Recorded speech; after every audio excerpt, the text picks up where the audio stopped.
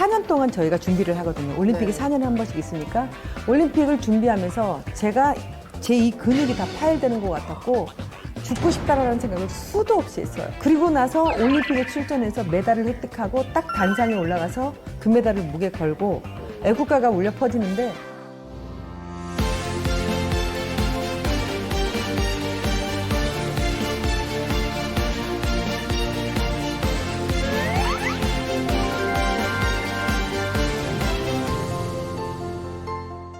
복잡한 세상을 슬기롭게 살아가는 법. 복세슬살. 오늘의 주제는 뭔가요? 오늘의 주제는 리더십입니다. 리더십이요. 리더십에 대해서는 되게 나눌 이야기가 많을 것 같은데 어떤 이야기를 해주실지 너무 궁금하네요. 얼른 모셔볼까요? 의원님 나와주세요. 안녕하세요. 안녕하세요. 반갑습니다.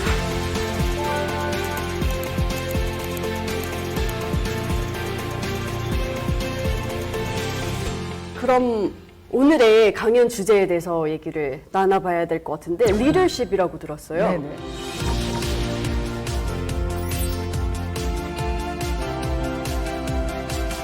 그 MZ세대 성공을 위한 필수 요소, 도전과 저는 리더십 이게 같이 이렇게 가야 된다고 봐요. 과거에는 강연도 많이 다녔는데 앞에 있는 모든 청중들이 성공하고 싶대요. 성공하기 위해서는 우리 사람에게는 반드시 도전을 해야 돼요. 도전을 통해서 우리가 성공을 하는 거지 가만히 내가 방에 앉아 있는데 내가 성공한 케이스가 될 수는 없는 거죠. 그렇죠. 그래서 젊은 사람들이 저에게 가장 많이 성공하려면 어떻게 해야 됩니까? 이런 이제 질문을 해요. 그럼 저는 가차없이 챌린지 하십시오. 두려워하지 말고 도전을 계속 하세요라고 이제 그런 말을 메시지를 던져줘요, 제가. 그래서 앉아서만 생각하는 게 아니라 실천을 해야 된다는 말씀이시죠. 네, 그렇습니다. 그래서 성공을 위한 필수 요소로는 도전과 리더십을 도전과 리더십이 같이 가야 되는군요. 오늘의 그렇습니다. 강연도 굉장히 파이팅이 넘칠 것 같아요. 도전을 하다 보면 실패를 할 수도 있는 거잖아요. 일단은 우리 젊은 세대들에게 가장 많이 듣는 게 성공하고 싶다라는 건데 실패하면요 이런 또 질문이 또 들어와요. 그게 제일 큰 두려움인 것 같아요. 네. 주위에서 말하기를 실패한 적이 없어서 그 실패하는 사람들의 그 마음을 모른다 이제 이렇게 표현을 해요. 의원님 한 번도 실패한 적이 없으세요? 실패라기보다는 무언가 목표를 세워놓고 그거에 대해서 노력을 하다 보니까 한 계단 한 계단 계속 저는 올라가고 있더라고요. 올림픽에서 메달을 획득했으니까 성공을 한 케이스고 선수 생활을 열심히 하다 보니까 지도자로서도 성공했고 또 여성 감독 비례대표가 아닌 지역구 국회의원으로서도 한 계단 한 계단 이렇게 걸어왔거든요. 그러니까 실패를 두려워한다면 우리가 도전을 하지 말아야 돼요. 두려움이라는 것은 내가 실패했을 때 두려워하지 말고 내가 도전을 하지 않는 거에 좀 두려움을 가져줬으면 좋겠어요.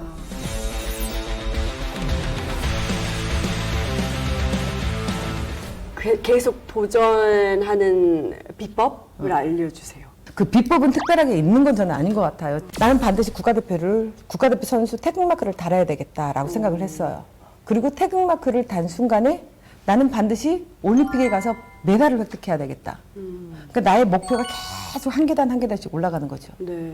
도전 없이 이룰지를 못한다라는 거예요. 그래서 끊임없이 저에게는 작은 거라도 꿈이 있었고 그 꿈을 이루기 위해서 계속해서 힘든 과정을 걸쳐서 그 꿈을 세우고 차근차근 한 단계씩 나아갔군요. 네, 그렇죠.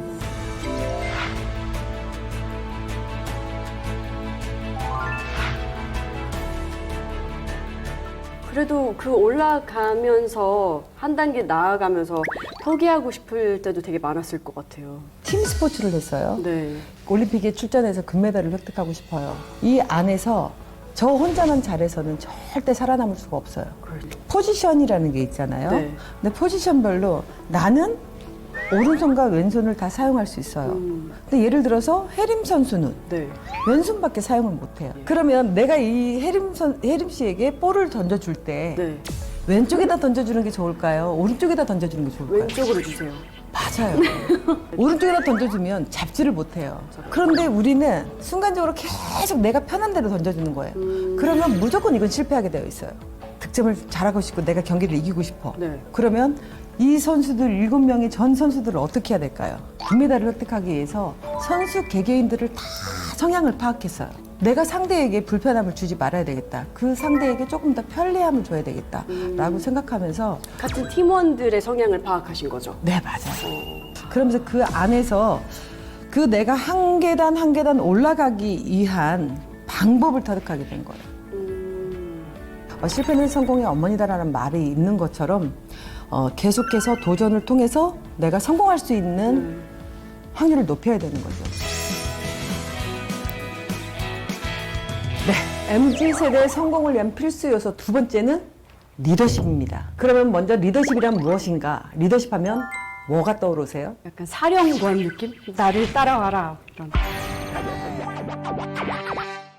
그렇죠. 리더십은 그렇게 조직을 이끄는 파워를 넘어서 리더십은 인간관계의 기술이기도 하고 자기 개발의 기술이기도 합니다. 리더십이 너무 중요하기 때문에 요즘에 서점 가면 리더십에 관한 책들도 굉장히 많이 나오더라고요. 그 리더십이라는 것은 세상의 흐름이 그 시대적으로 변화라는 게 있어요. 네. 우리가 8, 90년대는 스파르타식으로 맞아요. 카리스마 리더십이었죠. 감독이 네. 그냥 이거 빨간색이야 이렇게 말을 하면요. 네, 빨간색입니다. 운동할 때를 생각해 보면 그 발목을 다쳤어요. 네. 그러면 감독님 발목을 다쳐서 병원을 가야 될 것 같아요. 이렇게 표현을 하면 네. 그냥 뛰든지 아프면 짐 싸서 나가 이래요. 그럼 어떻게 할까요? 그냥 올림픽 출전을 해야 되는데 메달을 획득해야 뛰어야 되는데 된대요. 그럼 그냥 뛰어야 돼요. 그래서 우리가 8, 90년대 리더십을 생각한다면 주먹구구식 스파르타 그걸 카리스마 리더십이라고 해요.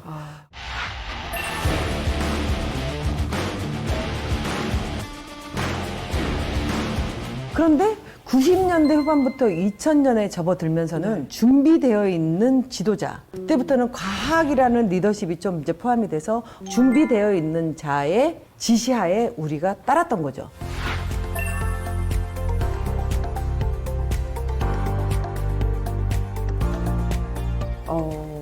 그리고 2010년, 2020년에 들어서는 어떤 지금? 리더십? 네. 좀 더 자유분방해줬을 것 같은데요. 크게 두 가지로 또 나눌 수가 있어요.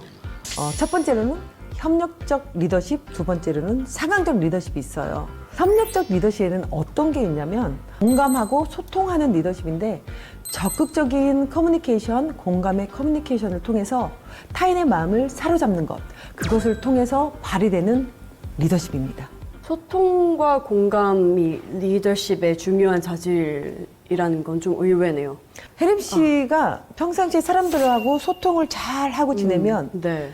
사람들이 어떠한 일에 처했을 때 연락이 오거나 혜림 씨한테 질문을 하게 될 거죠. 네. 그런데 전혀 사람들하고 혜림 씨가 소통을 제대로 잘 못하면 친구들이 다 떨어져 나갈걸요? 너무 슬픈 이야기네요. 근데 친구들도 많고 주위에 사람 많죠? 네. 그럼 아주 소통을 잘하고 있는 거예요. 제가 리더십이 있다는 생각을 한 적은 없는데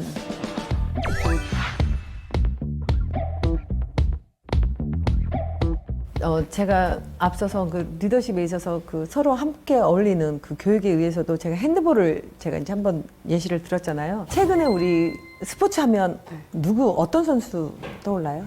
요즘엔 손흥민 선수. 그렇죠. 축구를 보게 되면 잘하는 선수들은 메시부터 시작해서 너무나 많아요. 그렇잖아요. 손흥민 선수보다 월등한 선수들이 더 많아요. 그런데 지금 손흥민 선수가 토트넘에서 스트라이커거든요. 11명이 뛰는 축구 선수에게 손흥민 선수가 득점왕이 되기 위해서는 누구의 도움이 필요하느냐? 팀원들의 도움. 맞아요. 팀원들이 패스를 손흥민 선수한테 해야 돼요.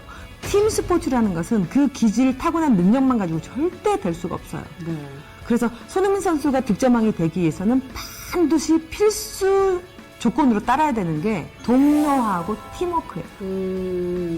손흥민 선수는 그 팀 안에서 융합을 할 수 있는, 협력할 수 있는 리더십을 가지고 있는 선수예요.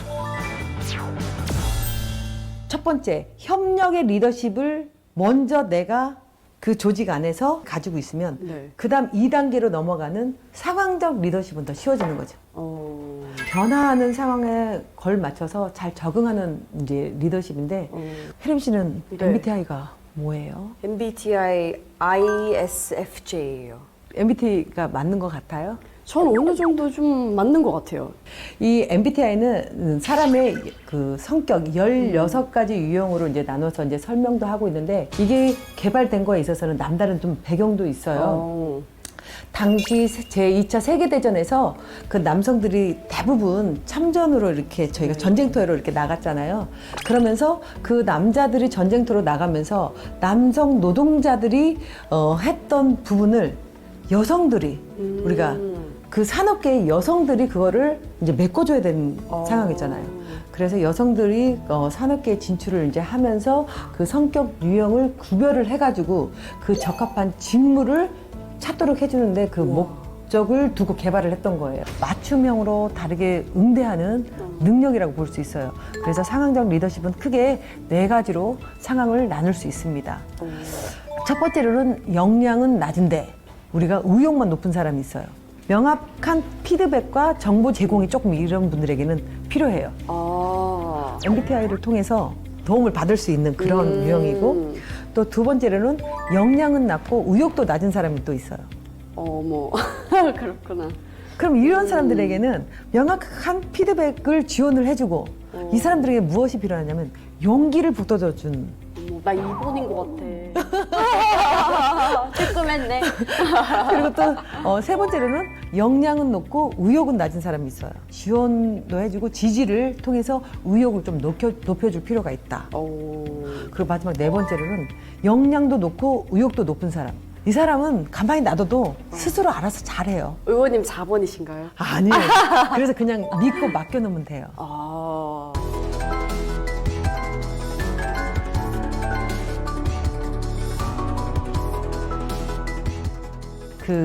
제가 과거에 그 일본에서 감독 생활을 할 때 어떤 일이 있었냐면 반드시 이겨야 될 상대였어요. 네. 그런데 제가 그 경기를 패했어요. 그런데 회장님이 와서 경기를 보고 분명히 저에게 화를 내실 거라고 생각을 했어요. 그런데 화를 내시지 않는 거예요. 그래서 조마조마해서 불안불안한 거예요. 그래서 한 3일 뒤인가 식사 자리를 가서 회했는데 왜 화를 안 내세요? 라고 했더니 회장님께서 하시는 말.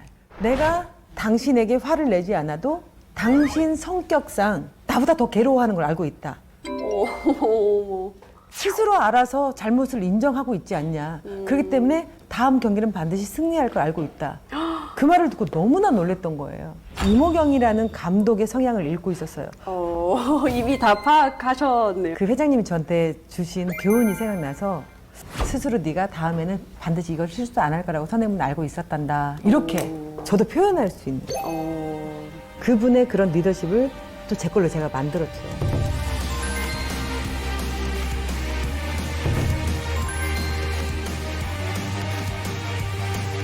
의원님이 선수였을 때 그리고 지도자였을 때 지금 의원님이시잖아요. 이때 이렇게 필요한 리더십 자질이 달랐을 것 같아요. 그 운동 세계에서는 후배가 선배 언니들 거 뭐 세탁물도 해주고 이제 이랬었어요. 운동하면 무조건 쇼커트 해야 되고 그게 너무 싫어서 고등학교 졸업해서 직장 운동부 실업팀에 들어오게 되면 제일 먼저 머리 염색하라고 했고 머리를 길게 했어요. 그리고 선배 언니들에게는 남자친구를 사귀게 하고 그다음에 운전면허증을 따게 하고 그다음에 문화를 즐기게 해서 영화를 보러 가게 하고 이렇게 하다 보니까 모든 결과 성과물이 운동에만 하는 게 아니라 훨씬 더 큰 그런 노력이 있었네요. 네, 선수 시절에는 같이 협동하는 협력 리더십을 했고 감독할 때는 상황에 맞는 리더십을 발휘를 했어요. 그러면 의원님이실 현재는요? 어떤 리더십이 필요한가요?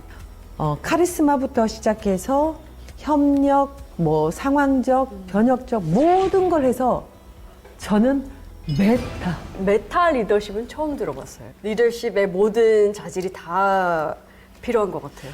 리더십에 대해서 정말 많은 생각을 하게 되는 강연이었는데 마지막으로 우리 MZ세대를 위해서 한 말씀 부탁드립니다. 4년 동안 저희가 준비를 하거든요. 올림픽이 네. 4년에 한 번씩 있으니까 올림픽을 준비하면서 제가 제 이 근육이 다 파열되는 것 같았고 죽고 싶다라는 생각을 수도 없이 했어요. 그리고 나서 올림픽에 출전해서 메달을 획득하고 딱 단상에 올라가서 금메달을 목에 걸고 애국가가 울려 퍼지는데 진짜 죽고 싶다라는 극단적인 생각을 수도 없이 했던 생각을 다 물 건너가 버리더라고요. 우리 젊은 세대가 내가 꼭 해주고 싶은 말은 내가 행복한 사람이 되고 싶으면 그 힘든 연습 과정을 즐기라는 말을 해주고 싶어요. 이 힘든 시간이 있었기 때문에 더 성장할 수 있었던 것 같고 더 단단해진 오늘을 만들 수 있었던 것 같아요. 맞아요. 오늘 우리 MZ 세대들을 위해서 너무 좋은 말씀 해주셔서 감사합니다. 아유, 아닙니다. 감사합니다. 감사합니다.